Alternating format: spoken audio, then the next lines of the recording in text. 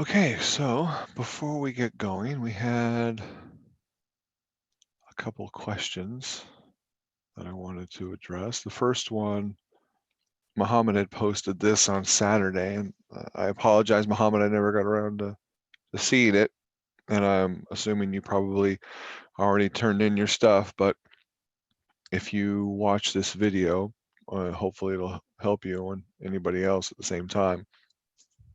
So I wanted to dive into these questions from 416, parts A and B. 416, there we go.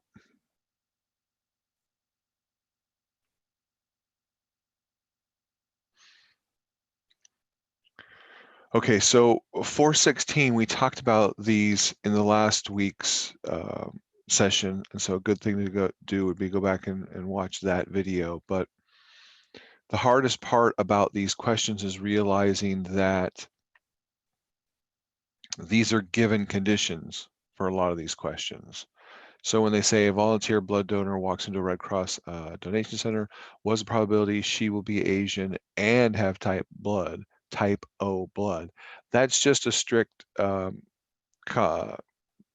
combination of the two, right? That's just an intersection of the two. That's basically being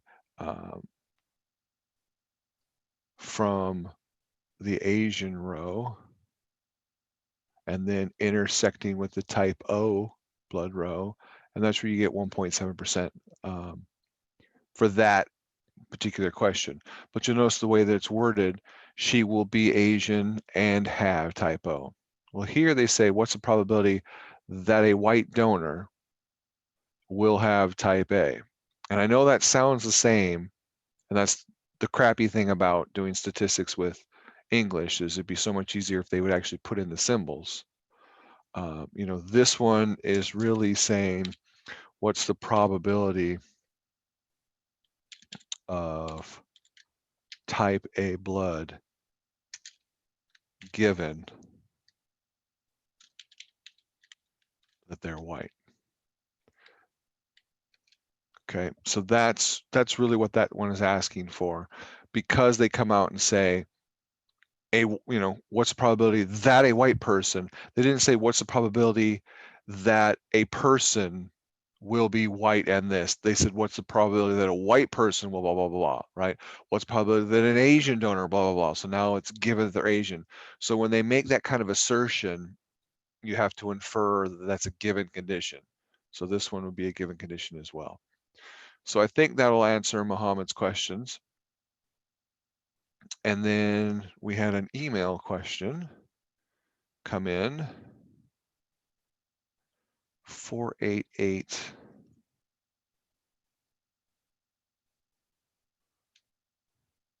Part B and C for the final project. 488, part B and C. Oh, and then for the final project, something else. Okay.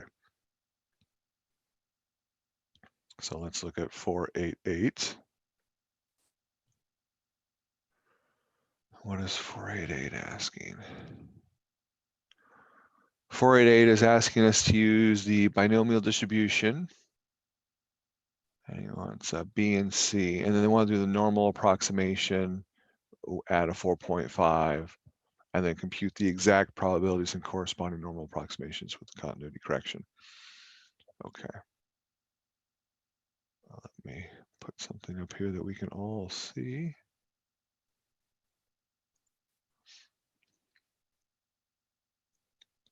And then we'll write all over it.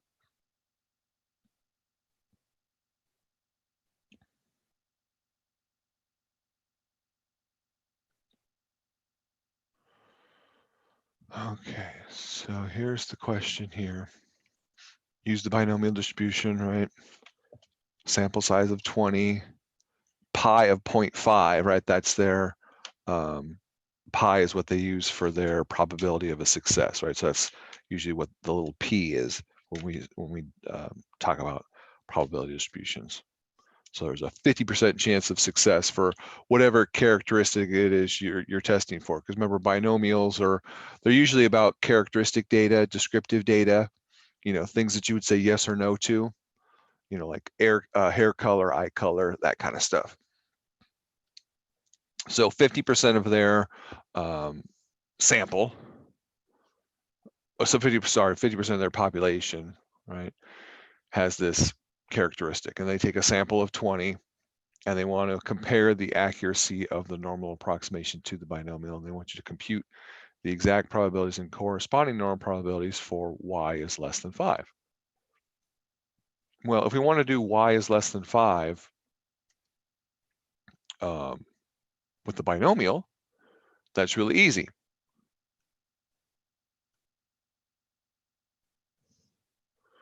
We just do the binomial CDF with n equals 20, p equals 0.5, and then x, if it wants to be less than, right, strictly less than 5, then we stop at 4. And what that does, it gives us the probability of 0 plus the probability of 1 plus the probability of 2 plus the probability of 3 and plus the probability of 4. And you can do the binomial CDF in Excel very easily.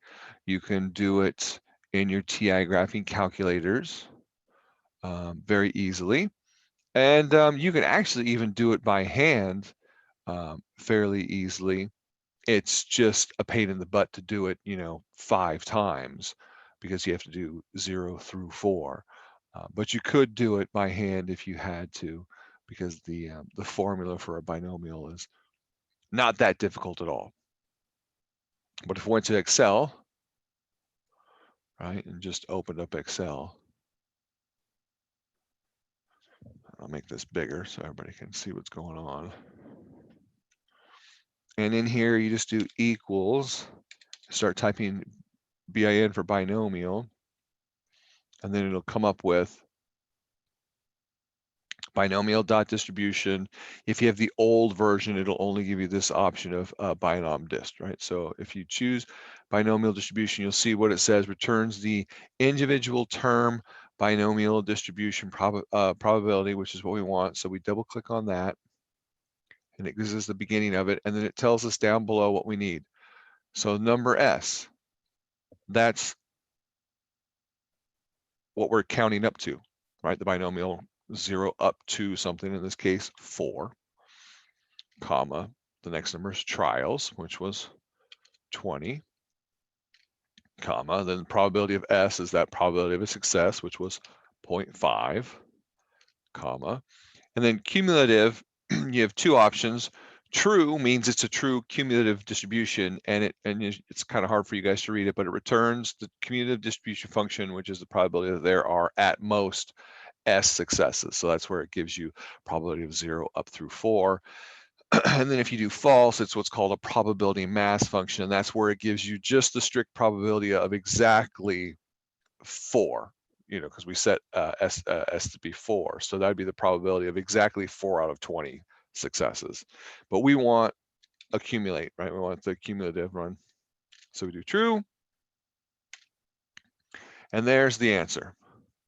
That's the probability that way. If you wanted to do it with the calculator,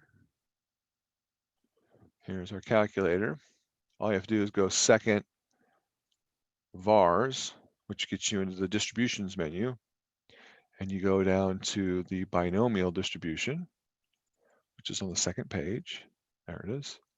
And you want the binomial CDF, hit enter, trials, 20, probability, 0.5, the X value was 4, because again, we want less than 5, so that means we can only go up through and including 4, because it always includes the number when it does these CDF things.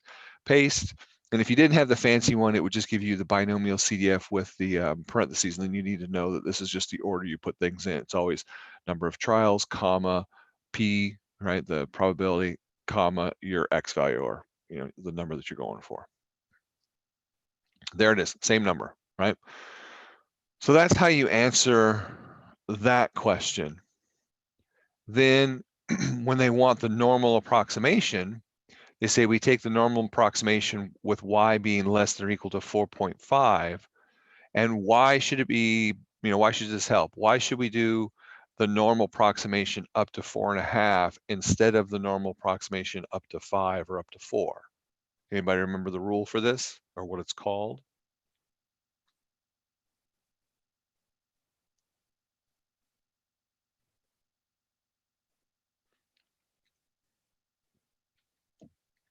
It's the continuity for correction. Sorry, the continuity, it's the correction for continuity. It's the problem that the binomial distribution is a discrete distribution, right? You either have 3 successes, 4 successes, or 5 successes. You don't have anything in between. The normal curve is a continuous variable. You can have 3 successes, 4 successes, 5 successes, and everything in between. 3.5, 3.2, 3.1, 3.000000001, right? 2.999999999. You can have all of those, infinite number of numbers in between. So that's why when we're comparing the normal to the binomial, we have to make these slight adjustments to make the normal better fit the binomial.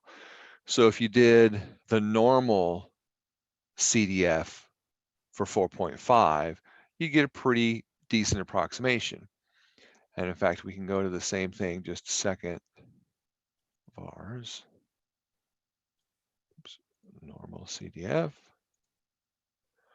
Our lower bound, we're just going to leave it at, that's their way of saying negative infinity. It's -1 times 10 to the 99th. So it's just really, really far negative.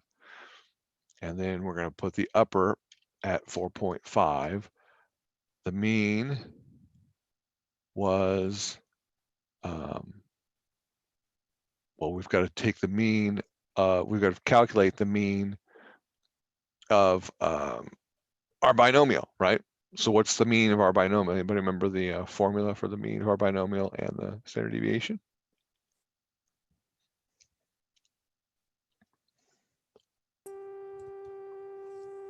Craig, I think I'm really confused. I'm sorry. I have A completely different. I think I went an extra step or I did something wrong. So now I'm really confused on B.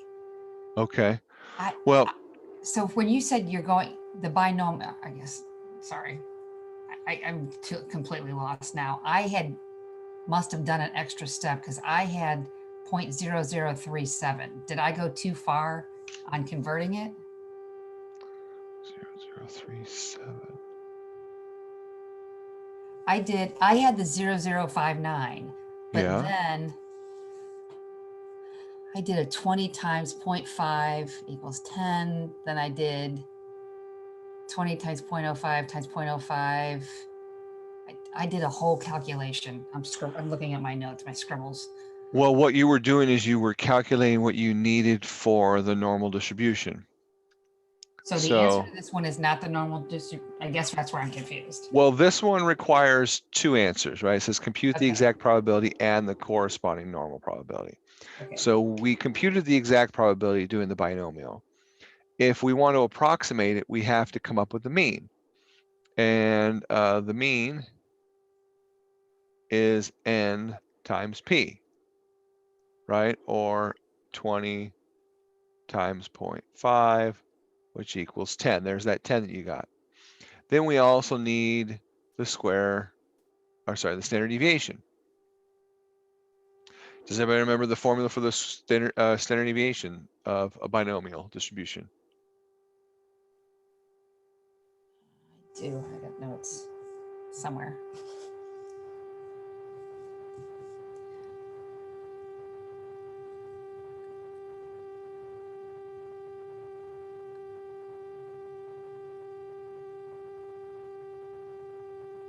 Correct me if I'm wrong, but I'm pretty sure.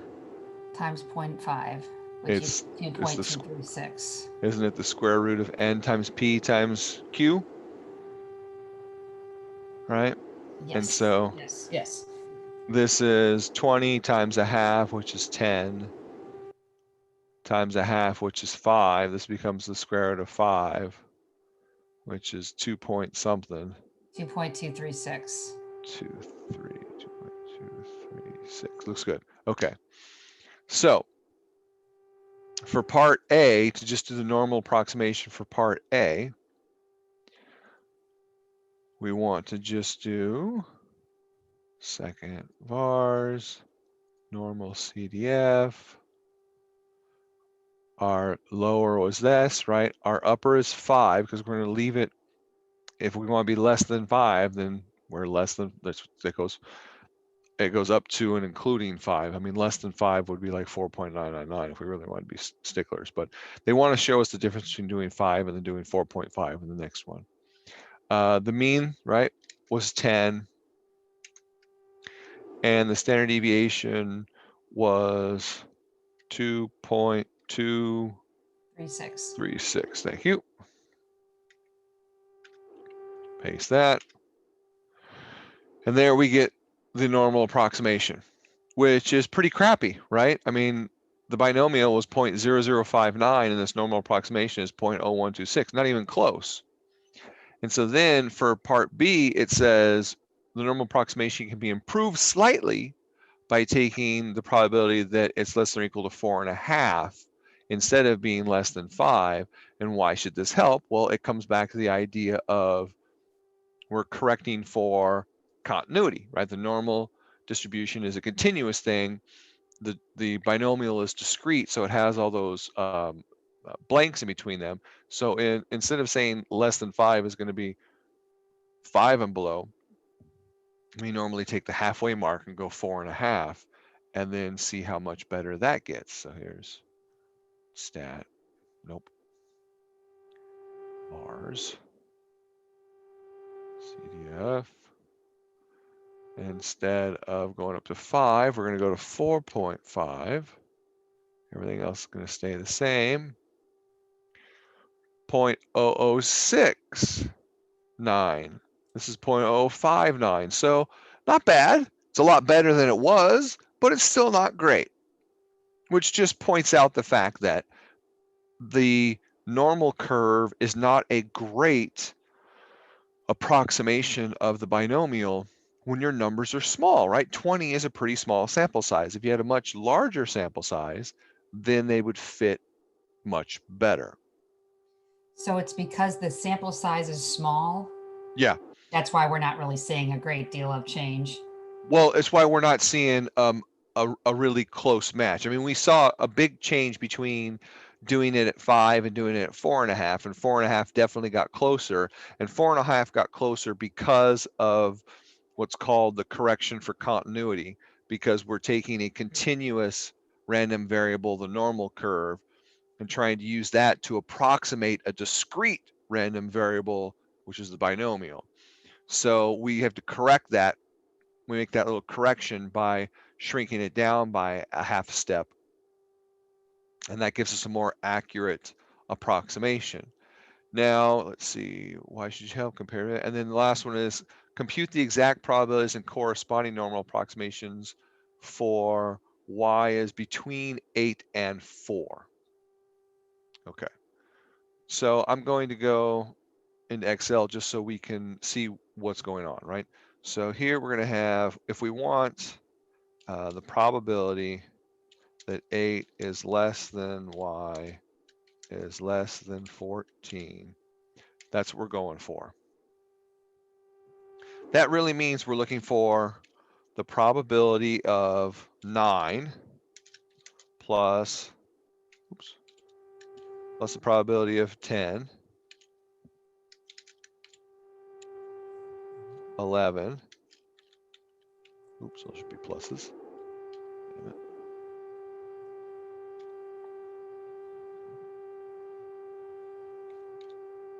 Sherry, can you go on mute? I don't know why it's doing that. My apologies. I don't either. Probability of 12. Probability of 13. Okay, so those are what we're looking for, right? Because these are strict inequalities, right? Y has to be strictly greater than 8 and strictly less than 14. So because a binomial is, every integer value being strictly greater than 8 means it starts at 9, and being strictly less than 14 means it stops at 13. So we're really only looking for these 5. So we could just do the binomial PDF for 8, 9, 10, 11, and 12, 13 and add them all together. But it's a lot easier if we do equals the binomial distribution, right? The binomial is basically CDF. And my number S is, this means I'm going to count from 0 up to and including that. So I'm going to go from 0 to 13, comma, out of 20 trials, comma, my probability is 0.5, comma, and I want this to be a cumulative, so that's why I say true. And this basically gives me the probability of 0 all the way through the probability of 13. That's what that one is.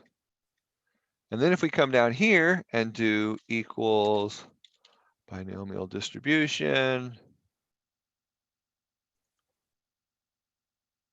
and we put in again, now we want, so we have 0 through 13, we only want 9 through 13, so we want to cut off 0 through 8. So now we're going to put an 8 in here, comma 20, comma 0.5, comma true.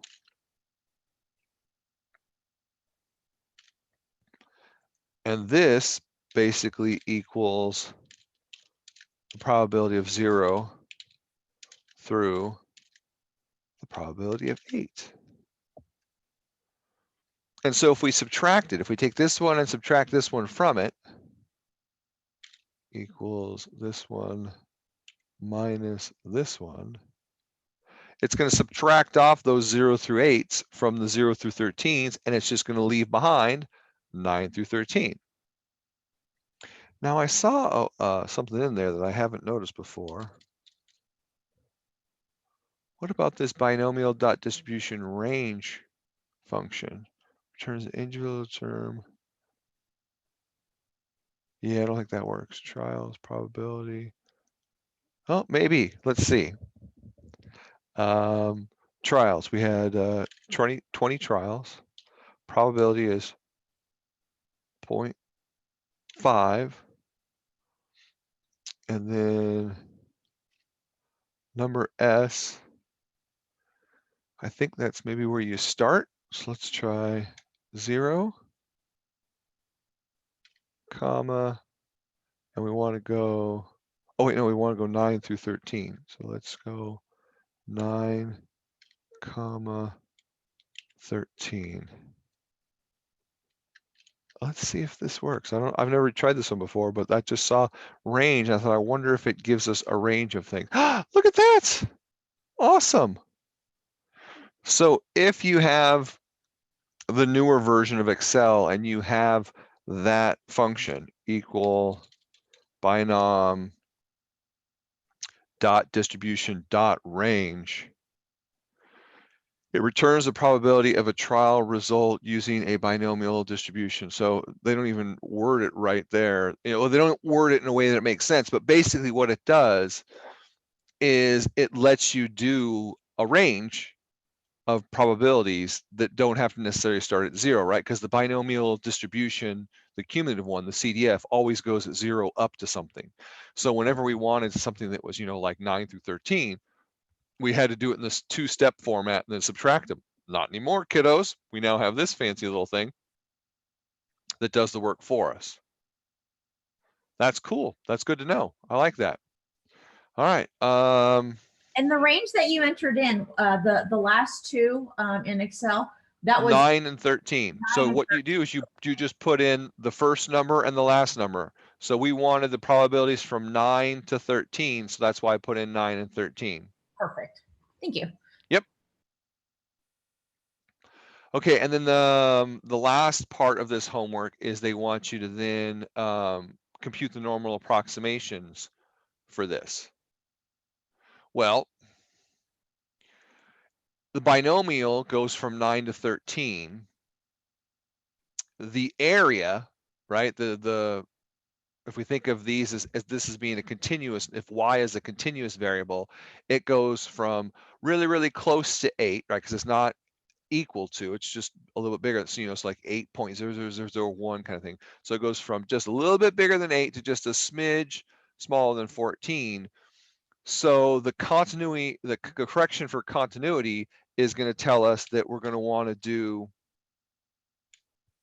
8.5 is less than or equal, right, to y less than or equal to 13.5. So we basically want to, we know we don't want to go all the way to 8 and all the way to 14. We also know that we don't want to stop at 9 and 13. So we kind of take halfway in between the two. And so we're going to do the normal approximation between 8.5 and 13.5. So equals norm. Let's see if they have the same one for this one. Norm. Doesn't look like it. Norm dot. Maybe it does. Let's see what it lets us do. So norm dot distribution. X means standard deviation. Now that one's, see, this one's going to go 0, 0 through no matter what. So we're still going to have to do this one in two pieces. So first we would do 13.5, comma, the mean, which is 10, comma, the standard deviation, which was 2.36?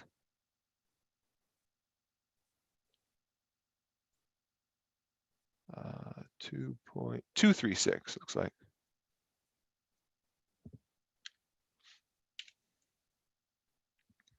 And then true. So that's going to be the probability of 13.5 and below. And then we're going to do it again, equals norm dot distribution. Why is it giving me the binomial?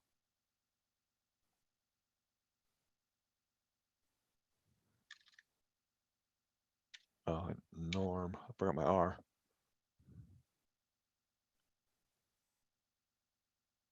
I wonder what norm dot S is. Returns the standard. Nope, don't want the standard normal.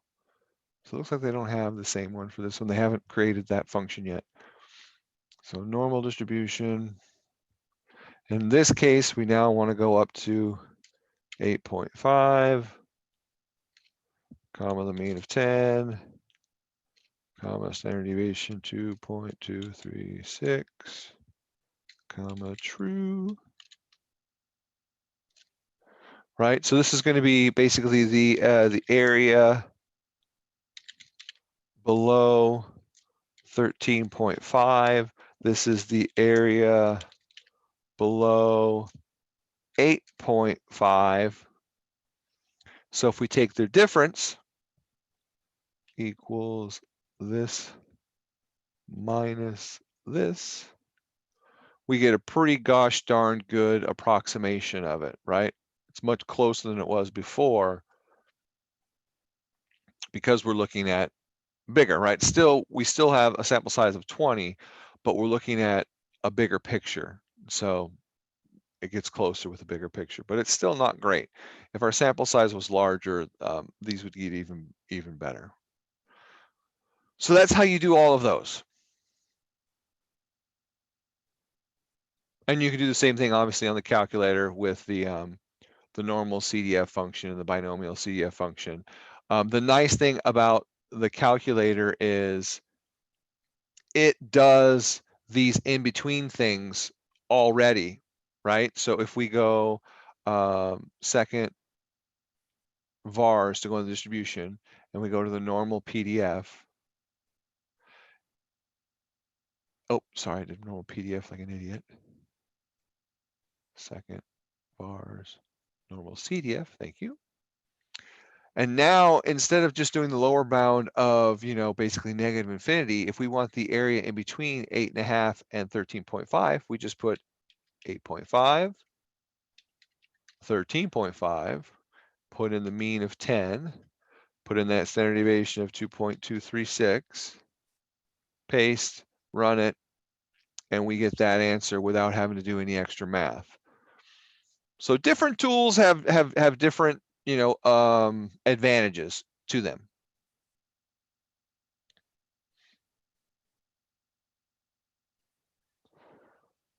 All right, any other questions on any of the homework questions from week 5? I think somebody asked about an earlier one on this, and then I asked about 4.94. Yes, I see someone said they need help for 4.72. Okay. Okay, so 4.72, we're using the values referenced in 4.70, and then Honor Society wishes to invite those scoring in the top 5% on the college boards. Okay, well, I always say try and draw pictures if you can of these things. It really helps. So we've got, right, it says that they're, excuse me, some spammers calling me. So it says we've got, all right, go away. A mean of 513, standard deviation of 130. So we know that we have an approximately normal distribution. The mean right here is 513. And the standard deviation is 130. So when they wanted to find area greater than 600, right, you're basically looking for, well, here's 600, look for everything up here, and so on and so forth. Well, when they're coming down here and they're asking this question, it's still using this same curve. All they're asking now is they're saying, find me a value X such that the area beyond it is only 5% of the curve. That's what it means to be in the top 5%. And then part B is just really poorly written. The verbiage here is terrible. First of all, please realize that it says what score, not scores, what score. What single score separates the top 25% of the population from the bottom 25%? That's one score. So I'll do it in a different color. So we want the top 75% from the bottom 25% is right about here. There's going to be some X there. And that's going to be this funky question in stars. And so basically what's happening is this cutoff leaves 25% of the data below it.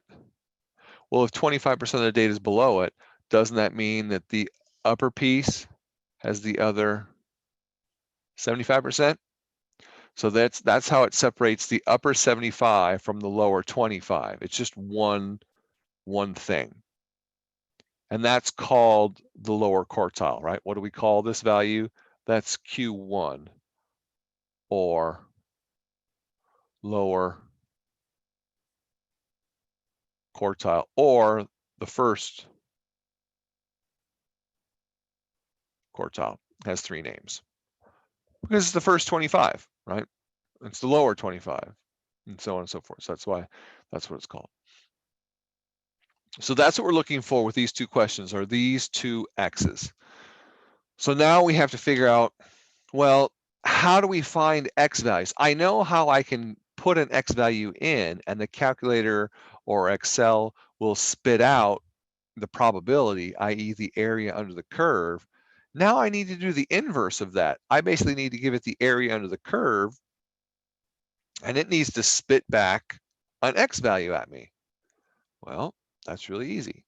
That's just the inverse function, right? So second vars, which gets us into the distribution. And you can see right here, inverse normal. If you go to the inverse normal, it asks for how much area. And down here, see, it used to be the inverse normal. If you didn't have a fancy calculator, it would always ask for the area to the left of your value. So if we were doing part A and we're looking for persons to join the society, so we're looking for this red value, then the area to the left would be 95%, right? Because if they're in the upper top 5%, that means they have 95% below them. And that's how it used to always be done. Well, now you can go down here and you can change this to left, right, or center. So if you wanted to, you could put 0.05 for 5%, put in the mean, which is 513, put in the standard deviation, which is 130, and then tell it that that area is in the right hand portion of the distribution, right? It's in the right tail. And then it'll give you the correct answer of 726.83 is the score they need to get to be considered in the, in the honor society, in the top 5%. And then if we wanted to find, the one that separates the lower 25 from the upper 75, well, same thing. We can go back to same function, the inverse function. But now, again, we can think of it either way. I like to think of it, okay, I always like to try and think of the smallest bit. Well, we've got 25% to the left, so I'm going to go 0.25 to the left. The mean and standard deviation don't change, so all that changes is I need to let it know that now this 25% is in the left-hand side of the tail instead of the right-hand side of the tail. Paste that bad boy, and there's that one. So 425 is the first quartile or the lower quartile. Basically means anybody who scores 425 scored the same or better than 25% of the scores, right? So 25% of the scores were 425 or less. 95% of the scores were 726 or less, because that's what it means to be in the top 5%. There's 95 below you. So that's how you do those two. If you want to do it in Excel, you can see that it's equals inverse, nope, norm dot inverse, there it is. Norm dot inverse. And then it just asks for probability, mean, and standard deviation. Because it doesn't ask you where the tail is, this one, you always have to give it probability to the left. So for that first question where we want to be in the upper 5%, our probability would be 95 because that's how much is to the left, comma, the mean was 513 and 130 was the standard deviation. And there's that same 726.8 blah, blah, blah that we got, right, out of this one. So you just have to know your tools.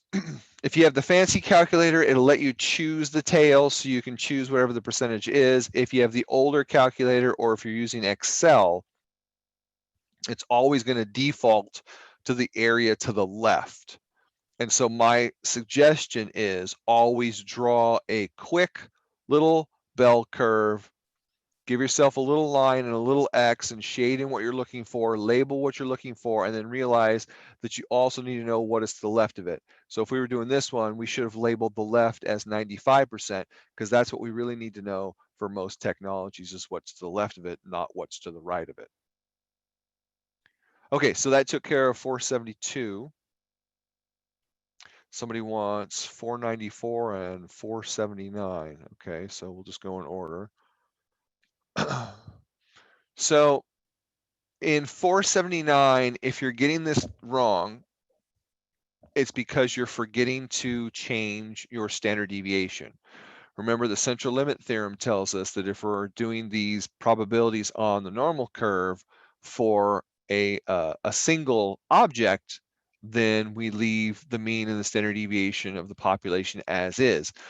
But if we're doing it based on a sample of things, a sample of 20, then now the new the new standard deviation is the population standard deviation divided by the square root of our sample size. So the mean is still 930, right? But the standard deviation of our samples is now going to be 130 divided by the square root of 20, because 20 is our sample size, our n. So now we can calculate all of these things using these new numbers. So for instance, to do the first one where they want to know between 90 and 960, I'm going to use the calculator because the calculator is so much easier for these because it lets me do in-betweens, right? So I need a normal CDF. The low value is 900. The upper value is 960. The mean is 930. And the standard deviation is 130 divided by, oh, it's not going to let me do that. Is it? Damn it.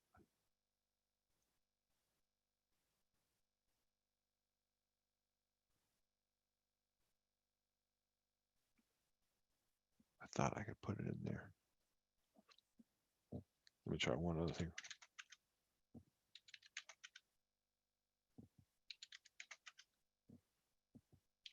$130 divided by the square root of 20. Yeah, there we go. And there it is, 0.6976. Let me just double check with my handy dandy answer key. And this is 479.1, right?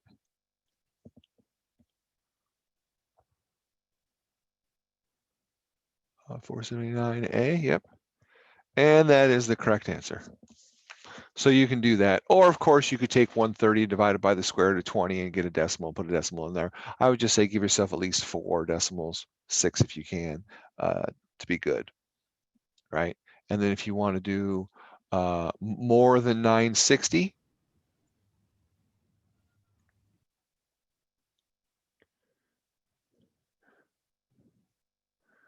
you go to the same thing, but now 960 is the low end, and the upper end is just a crap ton of nines, right? You just basically want to go to, positive infinity. Then leave everything else the same, right? Same mean, same standard deviation. And there's your answer for greater than 960, which is what I have on my answer key. Would you And then, show us that in Excel when you're done? sure. Thank you. So in Excel, you have to do equal norm dot distribution. And you have to do, again, because it doesn't allow you to do in between things, you have to do it in 2 steps. So if we're doing between 900 and 960, you have to do it twice. You have to do 960, comma, 930, comma, what was it, 130 divided by the square root of 20. And then comma, true. That's going to be basically less than or equal to 960. Then we need to cut off the other half, which is 900, right? It goes from 900 to 960. So we have to do the same thing, but we have to change this. Our lower bound now needs to be 900. So this is less than or equal to 900. Less than or equal to 900. And so when you take the difference, you get equals this minus this, and there's that same number, 6979. I'm missing something. Could you show C17 one more time? I'm sorry. The code, Yes. Okay. Nope. I got it. Thank you.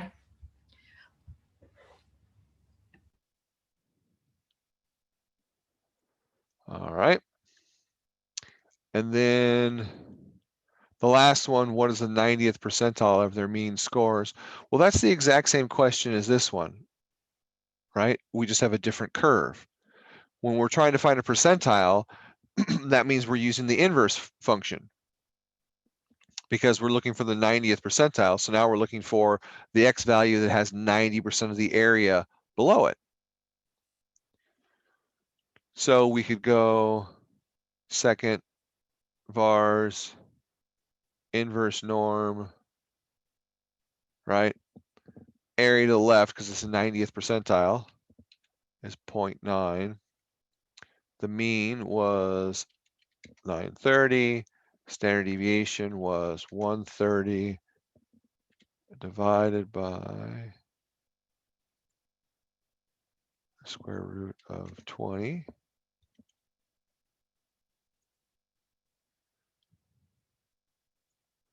And that's area to the left, because if it's a 90 percentile, then we have 90% to the left. So that's good. And then all we do is paste and hit enter. And we get 967.253, which is the correct answer. If we want to do it in Excel, we would have to do equals, what was it, norm dot inverse, I think. Yeah, norm dot inverse. Come on. And this one always is area to the left.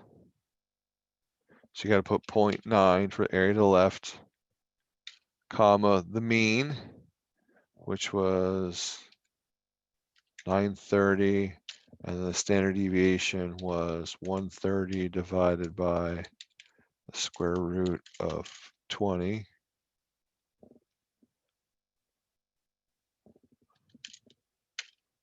And there it is, 967.253. And there's 967.253. Okay, so that's how we handle those. That's 479C that somebody asked about. Can you spend a good chunk of time going over how to solve the problem in part 3 of our major project assignment? How do we use our continuous variables such as mine, like greater variables such as? Okay, so part 3 of the thing, you're not solving anything. I know it's, keep telling them to rewrite these things to make them more understandable. You're calculating probabilities right now in this homework set. In part 3 of the project, what you're supposed to do is create your own scenario and your own questions. So you're basically going to be recreating the homework questions of, for instance, these right here. Give yourself a scenario with a mean and a standard deviation and a greater than, right, a less than and a between. But you don't even have to do the numbers, right? So a lot of students like to do the numbers so they can actually get an answer. That's fine. What you're really supposed to be doing in part 3 in order to get the points, from my standpoint, is describing the process. So if you want to create a completely false scenario with completely fake numbers and things to test, be my guest. If you want to completely plagiarize this one, be my guest. I don't care, because I don't care about the numbers. I don't care about the results. What I want to see for that part 3 is 2 things. One, you describing the process that you have to go through in order to get those answers. Describing what technology you use, what formula you use, what numbers go where, and if it's a certain thing where you have to do 1 minus it, or I have to subtract this from that, you know, the entire process from soup to nuts to enable you to get the answer that you have.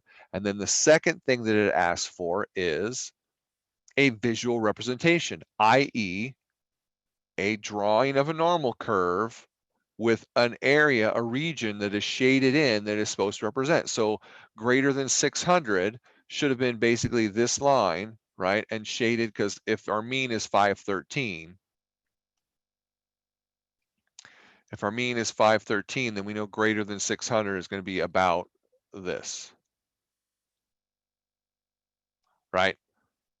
That would be A. And then less than 450. If you want to do less than 450,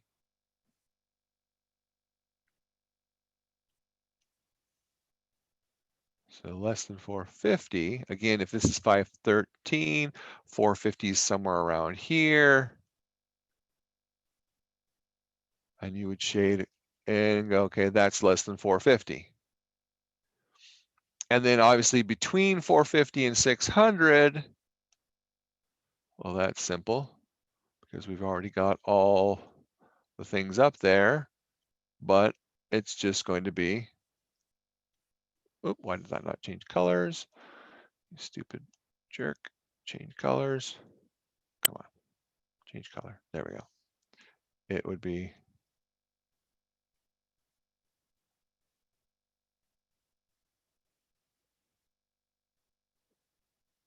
that. 3 different normal curves for each one. A normal curve with a shade, another normal curve with a shade. And if you want to draw these things by hand, that's fine.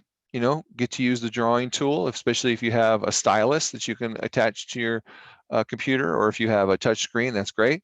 Or, you know, go out and find them on the internet. There's all sorts of internet tools that will give you normal curve drawings. For instance, I love to use StatCrunch. And if you go to StatCrunch and sign in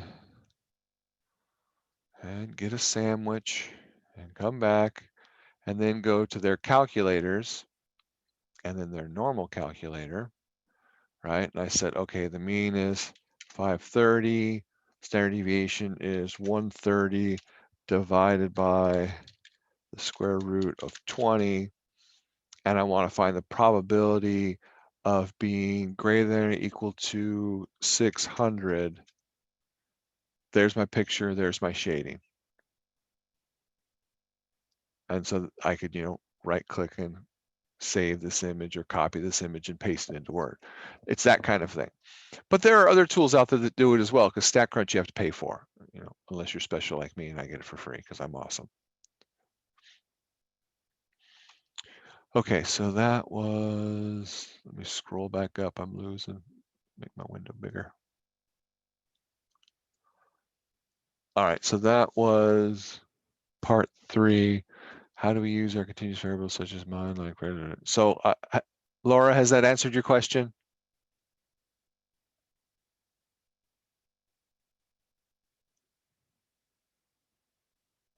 So you're discussing answers, all the parts of 6 and 6V. If you describe what you are stating without calculating. Yes. That whole part is just basically describing the process. You don't actually need answers, because technically if you read all of the parts, if you read all the instructions for part 3 of the project, you might not have data, right? If people have data, then great, they can run their real data. But if they don't, then the whole thing is kind of made up. So it's really a thought process. It's describing how you would do something so that we know you know how to do it.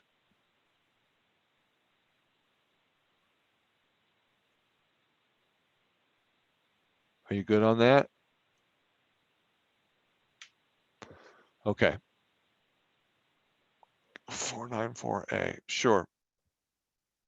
Someone also ahead of you asked for part 1, number 4, which I'm pretty sure is the new welt stuff. So while we're still talking about the project, let me do that one. Final project. Can you hear me? I can. Oh, okay. Yeah, so I have made up data.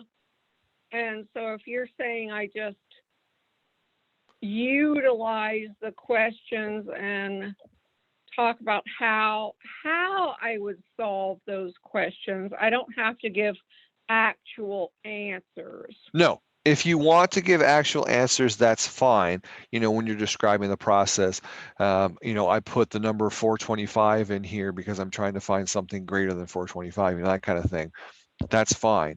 But I don't care about the answers, and I don't care about how you get those specific questions. I want you to be able to describe the process in generality so that I know that you know how to do this again later Because on. I mean, for example, I'm trying to use the rate of readmission of the physicians that have the readmissions to the hospital. So my continuous variables would be the rate of readmissions, correct? Yeah. And so what I would compute then is the numbers of doctors that have readmissions above other doctors that have readmissions greater than Dr. XYZ, right? Sure.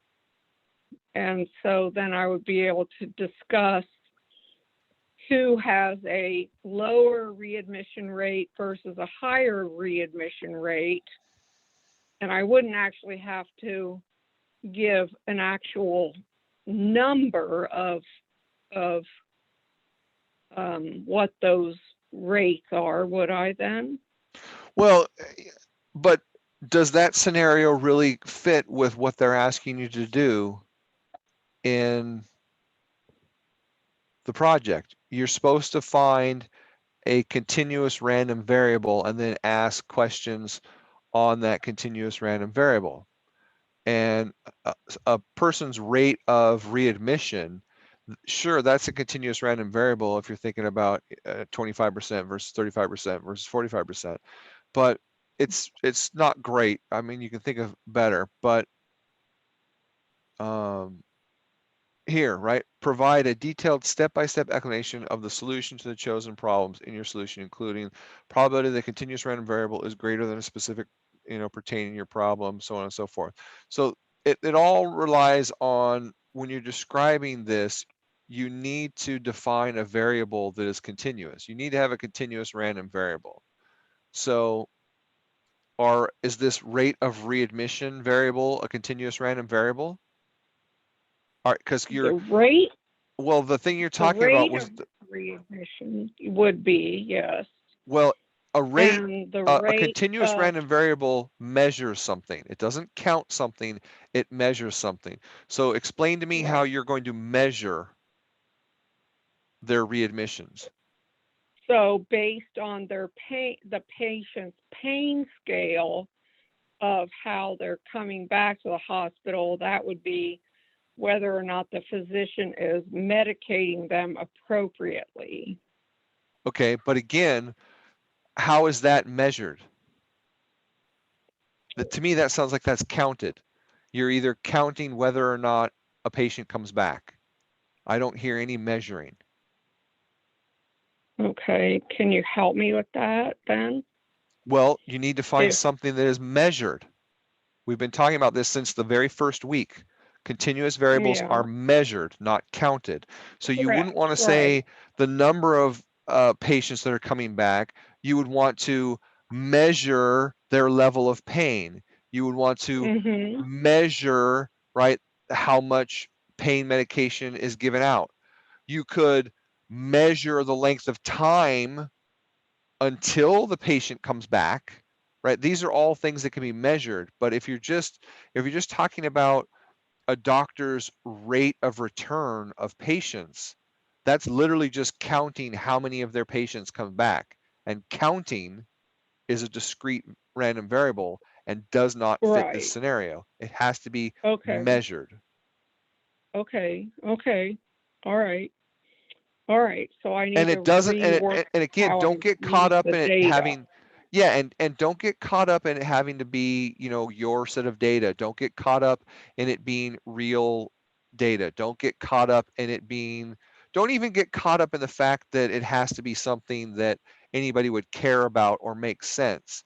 Just make sure it's a continuous random variable, something that is counted, and then go from there. If you Okay. can find something that, you know, makes sense to your dissertation, all the better. But I don't want you wasting time on that. You know, some people just have dissertation topics that just don't lend themselves to continuous variables. So I tell them, okay, fine, then just make one up. Measure something, and who the hell cares what you're measuring, right? You know, measure the height of Right. your doctors. I don't care, right? Measure something, but it just has to be something that's measured, and then talk about how you deal with a continuous random variable, because that's when something is measured. Okay. Okay. So I just need to tweak my data set to make sure it's measured Yes, and and not not counted. counted. You got it. Okay. Okay. Okay. All right. Thank you. Of course. All right, so let's go All back to right. the last couple questions since we're out of time. Number 1, 4. So that was the one I was just bringing up here. The Will new this be halt. recorded? I mean, is this somewhere recorded that we can catch after this? Yes, it's being recorded, and I'll put the link up probably in the next hour or so when it takes, you know, to create. This is the question number 4. The Langenchild, whatever, Scheidt came across, blah, blah, blah. And it's a very complex question.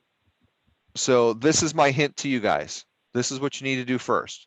The first thing we have to do is figure out the probability of a family purchasing more than 4 freights. And that's really easy because all you have to do is add up the probabilities for 5 and 6 freights from the probability distribution that we had from the Newalt data. And according to the Newalt data, you only had 2.5% were buying 5 freights and 2.5% were buying 6 freights. So when you add that together, you had 5% of the families were buying more than 4 freights. Because remember, we're back to discrete stuff, right? Because this is discrete random variable because you either had 4 freights or 5 freights, right? It's discrete. You're counting things. You're counting the number of freights purchased. So our probability of buying more than 4 freights was at 5%. Now that we know that, we can run a simple binomial CDF with the sample size of 6, right? Because he came across 6 families, and 5 of those families purchased more than 4 freights. So our success rate for more than 4 freights is 5%, and we're looking for, you know, more than 4. So 4 is our successes, right? We would do a binomial CDF of 4, and then do 1 minus that to give us more than 4, right? Because if we did a binomial CDF with number of successes being 4, that's the probability of 0 families bought this many freights, plus 1, plus 2, plus 3, plus 4 out of the 6 bought this many freights. And if we subtract that from 1, that's going to give us the leftover probability that more than, i.e. 5 and 6. And when you do that, you'll get an answer, and it'll be a pretty damn small answer. And then because of that, you'll be able to say whether or not it's likely that these 6 families came from the same data set. Okay? So are we adding freights 5 and 6? Well, if you wanted to, to get this, we're just adding the probabilities. If you look at the table,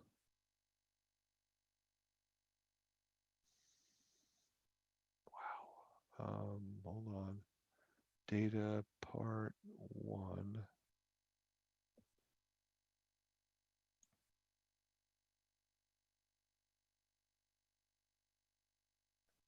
So number of freights purchased, right here in the middle. And we want to know the probability that more than 4 freights were purchased. So that would be these two scenarios, 5 and 6. So the probability of purchasing more than 4 freights is simply just adding these two probabilities together of 2.5% and 2.5%. And that's why we have a probability of 5% success rate. So he came across a partial list, information for 6 families. Of those 6 families, 5 families purchased more than 4 freights, i.e. they purchased either 5 or 6 or maybe even more, who knows? We just know that they purchased more than 4. Well, according to our probability distribution table for the people who came across on the New Welt, only 2.5% purchased 5 freights and only 2.5% purchased 6 freights. So the probability of a family purchasing more than 4 freights was 2.5 plus 2.5. Only 5% of all families purchased that many freights. And now that we have that known as our success, right, that there's only a 5% chance that any given family going across on the New Welt would purchase more than 4 freights, which is the same thing as saying either 5 or 6. But I guess you could have had somebody that, purchased 7 or 8, and that was just in another category that was so small its probability was 0. Because if you look at these probability tables, they do in fact add up to 1, right? If you sum this all up, it sums to 1. So that means there was no other option. Nobody bought more than 6 freights, right? These were our only options, because otherwise this would have to add up to 0.999, and then there would be the other that would be the 0.001 that would make it 1%. And those would be the rare person that bought 7, 8, 9, 10, 11, 12, however many freights it was. You just clumped it together in one other because there were so few of them. You made them one little clump. But this data didn't have that. So when they talk about more than 4, that really does mean either 5 or 6, but we still like to say more than 4 just because. But anyhow, only 5% of our sample bought more than 4. So we know that the likelihood of any other sample of people that came from that same population buying more than 4 freights is only 5%. So using that information and the fact that he had a sample size of 6 and 5 of them purchased more than 4, well, then we can run a binomial CDF with a sample size of 6, a probability of 0.5, and the number of successes would be 4, because that's going to add up the probability of nobody, right, buying more than 4 freights, plus the probability of 1 family, plus 2, plus 3, plus 4. And then if we subtract that from 1, that will give us the probability of 5 or more families, right? So the 5 plus the 6, because that's what we're trying to ask if this is feasible. If 5 out of them did it, what's the likelihood they came from our population? So we always ask for that extreme or more. So we don't just do the probability of 5, we do the probability of 5 or more. And when you do the probability of 5 or more, it comes out to be very small, which tells us it's very unlikely that this new set of 6 families actually came from the New Welt, because they just don't follow the same pattern. Too many of them bought, right? They came from a town where people had more kids than the town from the New Welt, because if you're buying more than 4 freights, right, that means you obviously have a lot of kids, because you get 1 freight for each adult and then a half a freight for each child up to a certain age. So if you take away 2 freights for the adults and you're buying more than 4 freights, that means you're buying at least 2 more freights, which is at least 4 kids, unless they're all adults, right? So you're talking about a town where people had a lot of kids compared to the town where the New Welt people came from. All right. did that. So what you are discussing answers all the parts of 6, 1 through 6b. If you're describing what you're saying, yeah, that's it, Laura. And then can use 4.94a. All right, so the last thing that we have, 4.94a, use a normal quantile plot to assess whether the data appears to fit our normal distribution. Well, I told you guys how to do a normal quantile plot before. It's in the SAS how-to sheet, and it's also in the previous video, so I'm not going to waste time going on over it now since we're already 13 minutes past. So please go back and look at the SAS how-to, and it shows you exactly how to run a quantile plot. No, as I stated before, we are not presenting these. You're just turning them in. Okay? We are not having a meeting next week. Next week is just for you guys to finish all your stuff and get it all turned in. Please realize that everything is due Saturday at midnight, not Sunday at midnight. The class ends on the 19th, so get everything turned in by midnight Eastern time on the 19th. Okay, any last minute questions?